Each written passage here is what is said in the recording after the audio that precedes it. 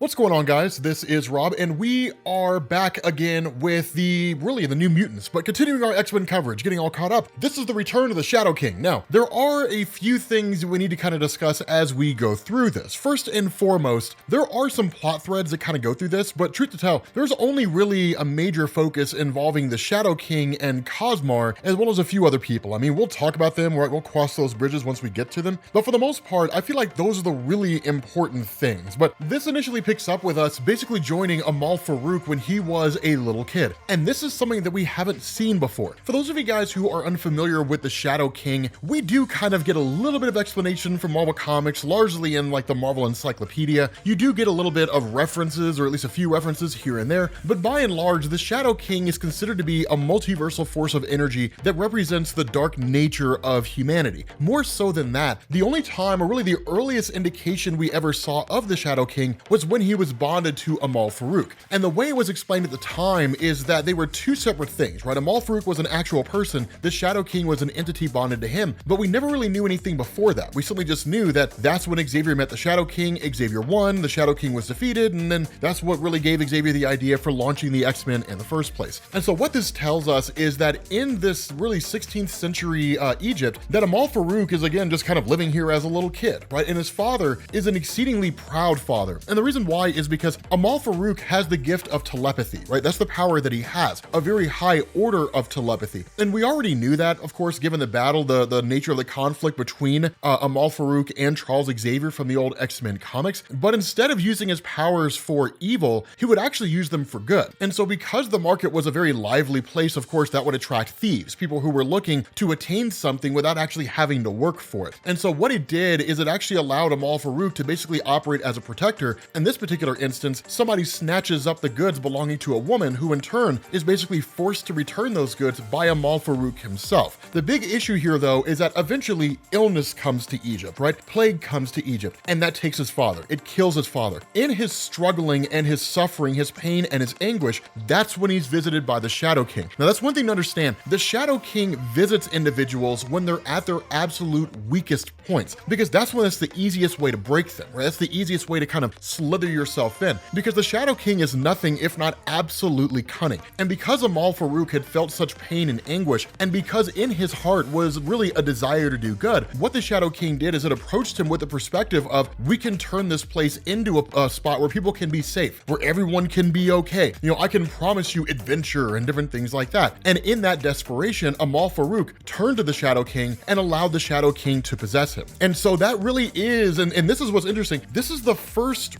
real origin that we've gotten in Marvel Comics belonging to Amal Farouk, or the Shadow King, if you want to kind of consider them the same thing. For the purposes of this video, I'm going to use the phrase Amal Farouk and Shadow King interchangeably. They are by and large the same thing, right? They've just been bonded together for so long that they're basically the same thing, right? It's the same concept. That may change at a future point in time, but the important thing here is that what we end up doing is basically joining up with the New Mutants as they're training a younger team of mutants. And the reason for this is it's really a couple different places. One is the nature of New Mutants, and two, it's just practicality. The nature of the New Mutants is basically a publishing initiative. For those of you guys who don't know, that back in the 80s, the idea of Marvel is that they should simply just launch a teenage superhero team that's predicated on one, the in continuity idea that the X-Men were dead, and two, that, you know, when the X-Men do return, because we knew they would, that eventually they would kind of graduate and go off to do their own thing. And so having the New Mutants line is kind of a roster of younger mutants who were trained by Xavier that would go on to replace the X-Men as those various individuals left, kind of created this cycle, right? The characters or people would be brought into the New Mutants, and those New Mutants would graduate to basically take the roles of the X-Men who leave, and the cycle would just kind of go on and on and on, seemingly forever. And so the way that it works in Krakoa is that whenever you have these little kids who are either born or they're abandoned by their parents or whatever the case is, that because Krakoa needs forces to basically protect Krakoa itself, as well as keep this idea of Krakoa having what is in effect a military, that while these kids aren't necessarily thrown into combat right off the bat, that they are trained by New Mutants who are basically overseen by Illyana Rasputin magic. And largely because she's the best person to do this. I mean, everybody else here has a lot of experience, right? Wolfsbane and Danny Moonstar and all these guys, they all have a lot of experience here. But the important thing is that when it comes down to it, in terms of just having been around the block more than a few times, that's really Illyana Rasputin, right? I mean, she was quite literally trapped in limbo, a hellish dimension, for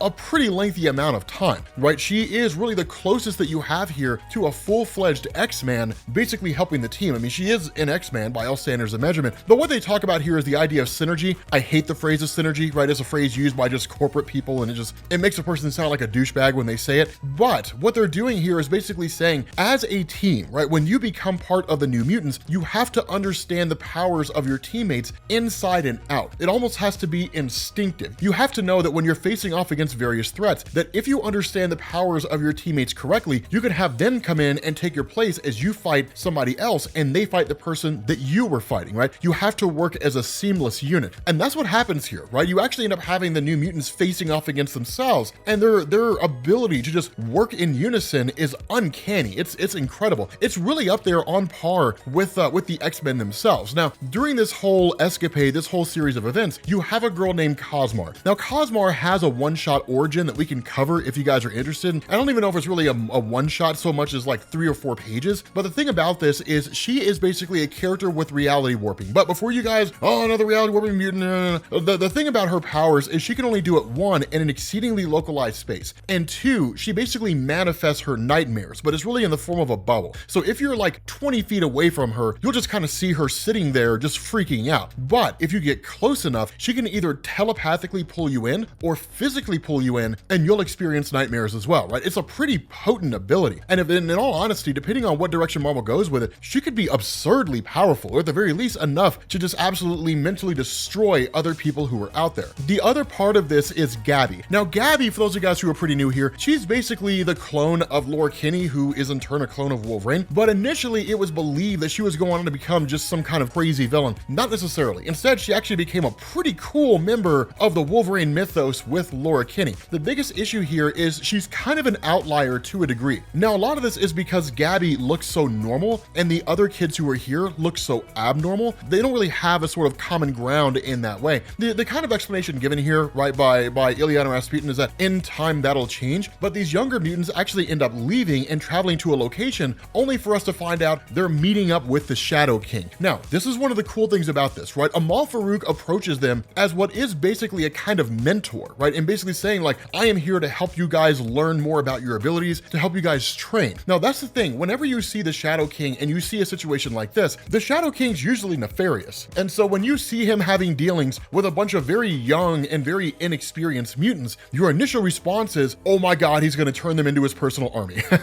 which is most likely what would actually happen. The funny thing about this is that it's actually not, right? That's really not what's going to happen here. Instead, things are going to get really, really intriguing. And so what you end up doing here is basically picking up with Rain Sinclair. Now, the reason why this is important is because Wolfsbane has had a very, very troubled history over the course of her life. If it is a form of abuse, she has been through it, right? Just 1, because of her physical appearance, and 2, because there was a point in Marvel when she just kind of found herself bouncing around from one location to the next. She's been used for demonic possession. She's been used by godly entities. Literally, her life is nothing more than just pain and suffering. And where in X-Men Volume 5, or really Uncanny X-Men Volume 5, she was actually beat to death because she wouldn't defend herself against humans who realized that she was a mutant. When she was resurrected, of course, a lot of those memories were returned to her. And so for the most part, even though she's back, she still remembers all that pain and suffering that she's experienced over the course of her life. And that's kind of an important thing here, right? Not the most important thing, but it really is something worth mentioning, because with this girl in particular, she's going to play somewhat of a significant role. But beyond that, Cosmar,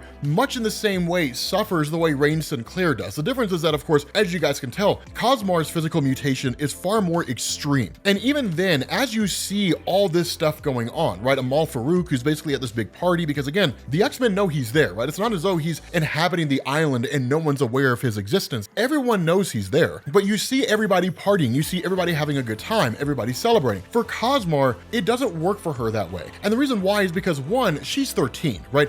What 13-year-old do you know who has it together? No 13-year-old has it together.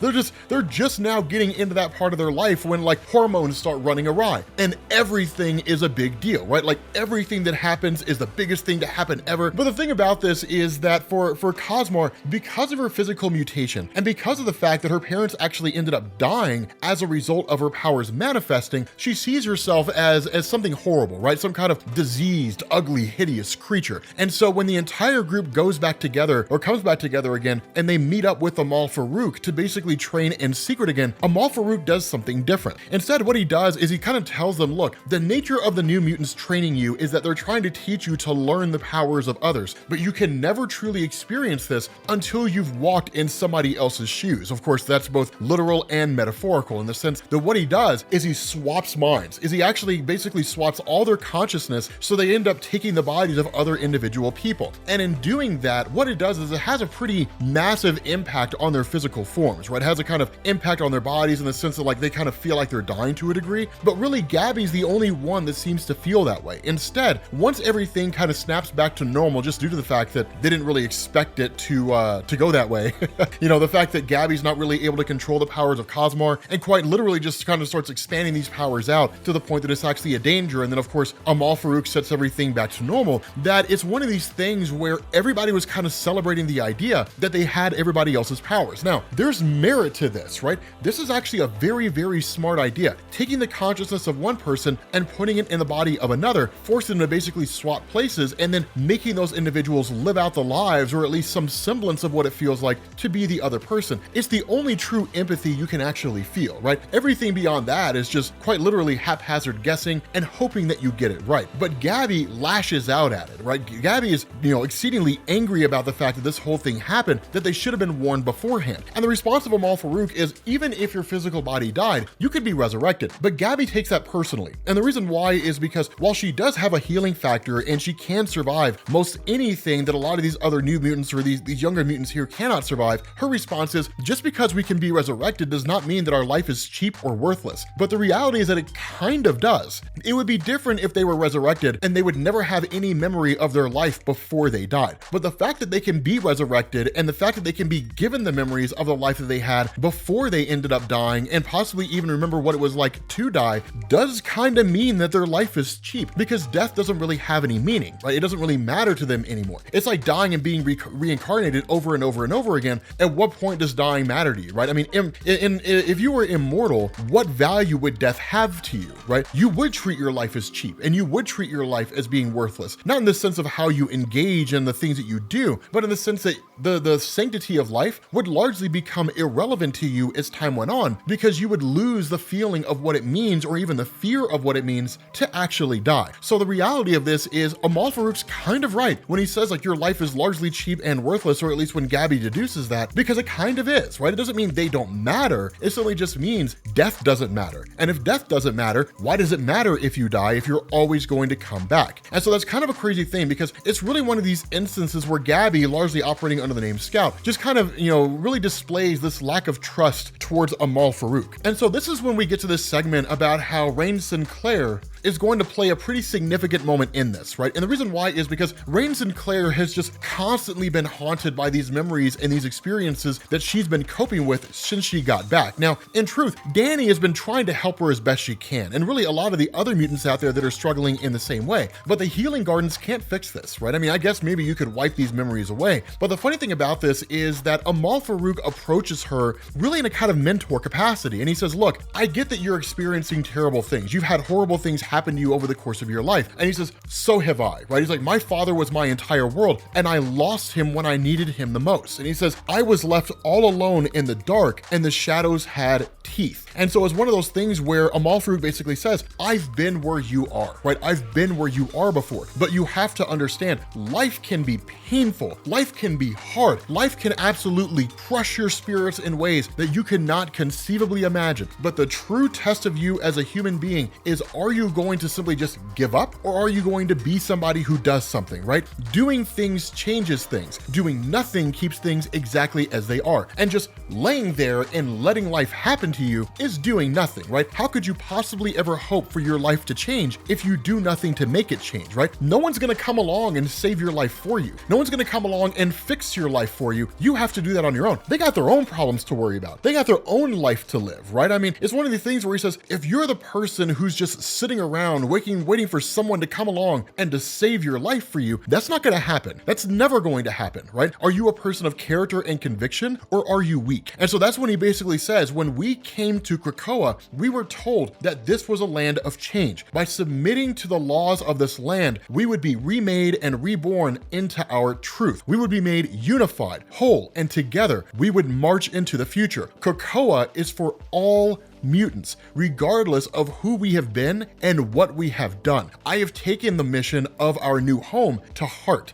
I believe that we must now live to fully realize ourselves, and that must be achieved together. We must help each other. I am a psychic creature. The anguish you're experiencing is sending sharp ripples throughout the island, and you are not the only one. And that's the great thing about this, is because when he tells her this, he's not really referencing, people out there who are sending psychic ripples throughout the land. I mean, to a degree, they kind of are. But the younger mutants that Amal Farouk has been training are mutants that struggle. They struggle with their powers. They struggle with their identities. They struggle with their self-worth. They struggle with seeing themselves as anything that matters. And even Rain Sinclair asked that. When she asked, what do you mean? He says, there are others here, children, who cry out with their minds, much like I once did. I'm doing my best to help them, but I sense in you someone who has an understanding for what they need in a way that I do not. I was the child, never the parent. And what came for me, I would rather it be you. And so she asks, you think I can help them as damaged as I am? And the response of Amal Farouk is, it is your experience that makes you the most fit to help. And I hope that in doing so, your own wounds will begin to heal. That is hugely important here. And the cool thing about this is that with him having this conversation with Rain Sinclair, what he's saying is, these experiences you've had over the course of your life, these things that have tormented you, losing your child, the whole 9 yards, all these things that you have gone through can make you stronger. All you have to do is use them as a means to make you stronger, as opposed to letting them be a thing that keeps you weak. So use these experiences, become better, become stronger. And there's truth in that, right? There's absolute truth in that. And so what you end up doing is basically having Gabby basically meet up with a lot of these younger mutants who are here. And the reason why is because they're currently in a place called the Boneyard. And the Boneyard is really kind of like the body farm, right? It's where people's bodies go when they're basically dead before they've been resurrected. And so the idea is that these individuals, because these mutants have experienced body swaps, they're actually looking to achieve that here, to take over the bodies of other mutants because it would make them feel normal. Now, in truth, it looks like they're kind of misinterpreting what it is that Amal Farouk was trying to teach them, but that's their line of logic. As Gabby interrupts them and realizes what they're doing, she kind of interprets this as being like, this is what Amal Farouk wants you to do, right? Take the bodies of other people and so on and so forth. And that's when she says, no, you cannot swap bodies like this, right? You can't do that. You're desecrating the bodies of people who have passed away. More so than that, you're being used. I've been used. I'm the person who's been used and manipulated and tricked and deceived. I've been that individual over the course of my life. And what I see happening here with Amal Farouk is exactly it, right? She says, what is he preparing you for, right? She says, Shadow King is using you. He's convinced that he's the only one you can trust, and you're doing things that you would have hated even a few weeks ago. And for what? What did he promise? That he can solve all your problems if you just do all this stuff that even you think is not good? And she says, he's a liar. And that's when Cosmar freaks out. And that's really the grip that the Shadow King gets on people, is that Cosmar loses her mind and starts going off on Gabby because she says, you don't know what you're talking about. You don't know what it's like. You don't know what it's like to have killed your parents when your powers manifested. You don't know what it's like to look so physically grotesque, to look so horrible, right? We didn't choose to be the people that we are. We didn't choose the powers that were given to us, and we didn't choose the way we look as a result of the powers we have. But what Amal Farouk has given us is a chance to choose how we want to look, what we want to be like going forward. And so again, it doesn't really sway Gabby, but nonetheless, Cosmar says, all I want to be is me again. And everyone treats me as if I'm ungrateful. They keep saying that being a mutant is a gift, but my whole life was ripped away by it, right? I'm thankful that Krakoa has welcomed me, but I can never go home. I never asked for any of this. I can't even look in the mirror anymore. What looks back is an alien, warped and wrong. I just want to be me again. Why is that wrong? And that's when Gabby tells her there's nothing wrong for you feeling the way that you feel. And it's this incredible exchange, right? She says, there's nothing wrong with being angry and sad about what you lost. I know what that's like. I don't even have a birthday. But that doesn't mean you should ignore what's going on. The Shadow King doesn't care about any of you, that you're gonna get hurt because of him. Even if you can't see that now, I don't want that to happen to you. And so it's a really, really cool exchange here, because Gabby's approaching this from the perspective of concern about what's taking place here, but Cosmar and really these other mutants here is an act of desperation. That Shadow King came along at the right time, told them what they wanted to hear in a way that basically worked. But the statement that Rain Sinclair makes once she shows up is when she asks what's going on. The statement given to her is that, well, you know, Gabby's sticking her nose in stuff that doesn't belong to her, right?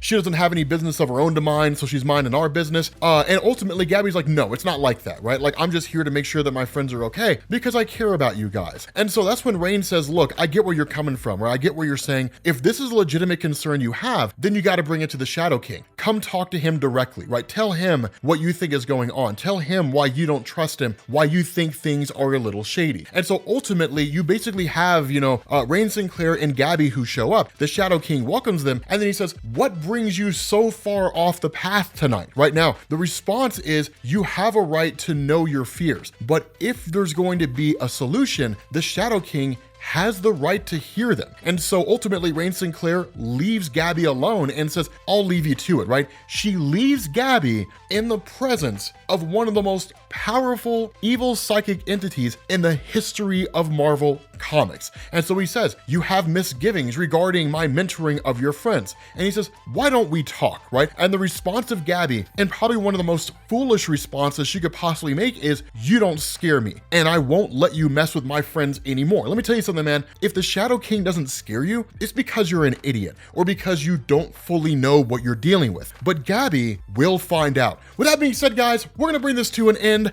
Thank you guys for watching, and I will catch you all later. Peace.